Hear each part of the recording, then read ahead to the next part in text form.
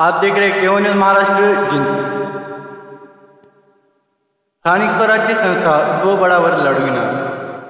जिंतूर संघटनेच्या पदाधिकाऱ्यांच्या नियुक्त्यांना करून एक मजबूत संघटन निर्माण करून येत्या स्थानिक स्वराज्य संस्थेच्या निवडणुका MIAM स्वबळावर लढविणार असल्याचे प्रतिपादन नवनियुक्त जिल्हा समन्वयक गौस जैन यांनी केले।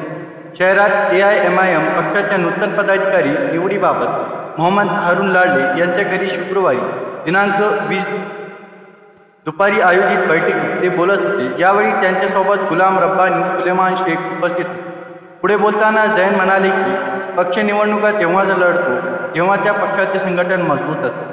शहरातील नागरिकांचे तळागाळातील शेतमजूर शेतकरी जनतेने प्रश्न सोडविल्यास ही जनता मतदानाच्या रूपाने आपणास आशीर्वाद देईल।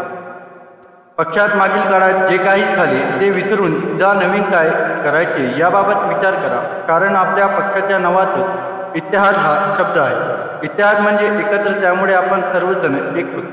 निवडणुकांना सामोरे जाऊ पक्षात मागासवर्गीय OBC समाज बांधवांना स्थान देऊन आपण त्यांना सोबत घेऊन निवडणुका लढू। बूथ प्रमुखापासून ते तालुका अध्यक्षापर्यंतच्या सर्वांच्या नियुक्त्या केल्या जातील। ज्या तरुणांना नागरिकांनी पक्षासाठी काम करावयाचे आहे त्यांची माझ्याशी अथवा मोहम्मद हारून यांच्याशी संपर्क साधावा, असे आवाहनही त्यांनी यावेळी केले।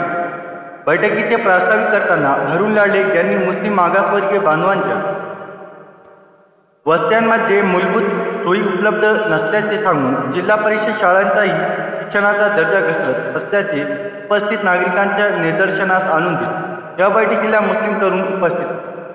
केवन न्यूज महाराष्ट्र बाबा राज के साथ।